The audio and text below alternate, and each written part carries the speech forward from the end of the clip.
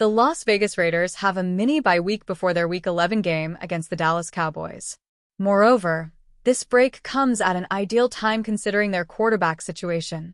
Geno Smith took a hit to his quad in the second half of the 10-7 loss to the Denver Broncos on November 6, which forced Kenny Pickett to come onto the field briefly. Despite the injury, Smith stayed in and continued taking snaps, though he clearly wasn't at full strength. Carroll later confirmed Smith likely has a quad contusion, but it's not expected to keep him out, especially with the Raiders having extra time before Week 11. This season has been tough for Smith, who recently threw his 12th interception, the most in the NFL. Despite the injury and poor play, former Raiders linebacker Kirk Morrison believes that Las Vegas needs to stick with Smith. Geno Smith was hampered, and to not go to at least Kenny Pickett at some point, at least I thought Kenny Pickett should have an opportunity to try to use his legs a little bit, get out there on the perimeter, Morrison said during an appearance on Raiders post-game live.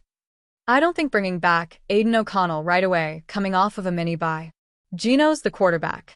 Smith came in and he started the season. You extended him. You traded for him. You kind of have to go down with him. Is the 2-7 record all on Geno Smith? Additionally, the reason Morrison believes the Raiders have to stick with Smith, aside from the financial and contractual commitment, is that the 8 losses aren't all on the signal caller. I don't think it's at the point yet where you go to someone else because we can cop out and say, oh, let's switch it up with the quarterback. But the quarterback, you've got guys running out of bounds and then trying to go make the play. That's a penalty. So when I look at the myriad of mistakes, I put Geno Smith way down on that list of what the Raiders need to work on before heading into the game against the Cowboys. Raiders offense under criticism after loss to Broncos. Regardless of who is under center against the Cowboys, Las Vegas offensive coordinator Chip Kelly is under fire for his offensive play calling. After the loss to the Broncos, former Raiders wide receiver James Jones called out Kelly for not trying to get the ball to Bowers, who only had 1 reception for 31 receiving yards. Offensively, we got to do better, Jones said on Raiders post-game live. I know I come up here every single week and ask, what's our identity? I don't know. Chip don't know neither. That's the problem. We don't know if we want to run it, and we don't know if we want to throw it. What's our identity? I expected to see more of Brock Bowers. We've got a lot of young players out there, and I know Brock's young, but he's our superstar. We can't depend on young players to win primetime games like this. Yes, he got some opportunities, but I'm more concerned about Brock Bowers. How do you go into a game as an offensive coordinator and not find a way to get the ball to him? He's the best player on the field. The Arizona Cardinals ended their 5-game losing streak in Week 9 with a resounding 27-17 victory over the Dallas Cowboys on Monday Night Football. In the wake of this win, the Cardinals have committed to Jacoby Brissett as their starting quarterback moving forward, placing Kyler Murray on injured reserve with a foot injury. With the team having some clarity moving forward on offense, things are heading in the right direction after this win. And yet, not everything from this game was positive, as tight end Josiah DeGuara ended up getting punished by the league for his actions in the team's most recent win over the Cowboys on Saturday night. Josiah DeGuara picks up fine from the NFL. Arizona Cardinals TE Josiah DeGuara was fined $6,500 for this low block last week. The 2025 campaign has been a unique one for the Cardinals. After winning their first 2 games of the season, it seemed like things were trending in the right direction for the team. 5 straight losses and an injury to Murray changed things pretty quickly. And while beating the Cowboys is nice, the team's playoff prospects aren't exactly looking great right now. Committing to Brissett under center makes sense for the time being. Murray isn't fully recovered from his foot injury, and Brissett has looked much better during his time on the field than the former number 1 overall pick. Arizona suddenly has some big questions to answer about Murray's future with the team, but that's an issue for another day. For now, the team is focused on winning as many football games as possible, and they did well to get back in the win column in Week 9. Winning is great, but for DeGuara, not everything from this game was positive. That's because the veteran tight end racked up a $6,500 fine from the league for a low block he committed in this game. Arizona Cardinals TE Josiah DeGuara was fined $6,500 for this low block last week, Donnie Druin of Sports Illustrated shared in a post on X. Cardinals looking to continue winning ways in Week 10. After adding a linebacker and a safety, could safety be next? Jerry Jones wasn't late. He was just early. The Dallas Cowboys owner/general manager boldly and repeatedly declared he was going all in for 2024, though his words and actions didn't align. Until now. Jones, 83, put his chips on the table at the NFL's 2025 trade deadline, citing age as a natural urgency to be aggressive. He acquired former Cincinnati Bengals linebacker Logan Wilson and landed star defensive tackle Quinnen Williams in a shocking blockbuster swap with the New York Jets.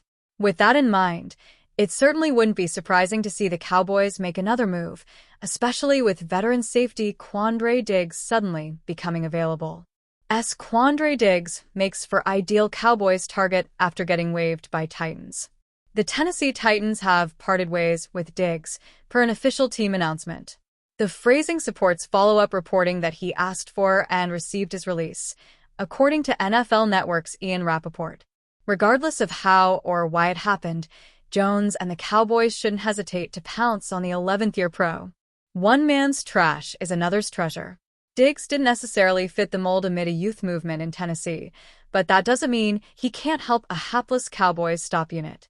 His skill set can provide a much-needed boost to Dallas secondary. Dallas is allowing the second most yards, 397.4, and points, 30.8, per game entering the Week 10 Sunday slate. They can't stop a nosebleed, let alone the run or pass. Moreover, only 5 clubs have more missed tackles than the Cowboys, 64. Guess what Diggs' strengths are? Tackling, coverage, and limiting opposing ground attacks. The 3-time Pro Bowler is a versatile, physical, hard-nosed ball hawk. His presence would give the Cowboys a new high-profile player at all 3 levels of the defense. Teams will remember Marshawn Kneeland this Sunday. The NFL will join the Dallas Cowboys in mourning on Sunday after a league-wide memo was sent out by the league before Week 10 kicks into full swing. In the first game of Week 10, the Denver Broncos honored Kneeland at Mile High Stadium prior to their game against the Las Vegas Raiders with a moment of silence, hours after Kneeland's tragic death was announced. According to ESPN's Adam Schefter, the league sent a memo to all teams asking them to observe a moment of silence in Kneeland's honor this weekend. The moment of silence will be followed with a message urging for those struggling with mental health issues to reach out for help.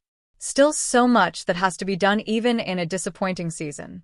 At 3-5-1, the Dallas Cowboys find themselves in unfamiliar territory, searching for answers at the halfway point of a disappointing season. The bye week offers a rare moment for reflection, and as a lifelong Cowboys fan, it's impossible not to dissect where things have gone wrong and where things can still be fixed. There's talent on this roster, but a series of glaring issues have held the team back from being a true contender. Here are a few key takeaways from this much-needed break. Run defense is still lacking. Let's start with one of the most frustrating part of the Cowboys season, the run defense. After the front office traded away Micah Parsons earlier in the year, the expectation was that the defense would shift its identity to a more balanced, gap-disciplined unit. With Kenny Clark anchoring the middle, fans hoped the bleeding would stop. Unfortunately, that hasn't been the case. Dallas currently ranks 29th in the league, giving up a staggering 143.0 rushing yards per game. That's not just bad. It's embarrassing for a team that claims to have Super Bowl aspirations. The addition of Quinnen Williams should help immensely, as he's one of the NFL's most dominant run defenders and brings a physical edge that's been sorely missing. Pairing him with Logan Wilson, a proven tackling machine at linebacker, could finally give this unit some stability. Still, until we see consistent gap control, sound tackling, and a little pride in stopping the run, it's hard to believe the defense will hold up against playoff-caliber opponents. Need for speed in the backfield. On offense, Javonte Williams has been a revelation. His bruising running style and ability to shed tackles have brought much-needed toughness to the ground game. He's the kind of back who can wear down a defense late in games. However, what this offense lacks is speed, that game-breaking element that keeps defenses honest. When the Cowboys drafted Jaden Blue, fans were excited about his potential as a home run threat, but in typical fashion, that experiment ended abruptly. After getting just 15 carries over 2 weeks, Blue was a healthy scratch against the Cardinals, with Malik Davis getting the nod instead. That's the kind of decision that leaves fans scratching their heads. Imagine the offense with a change of pace back who could stretch the field, someone like Tony Pollard, who ironically was available at the trade deadline.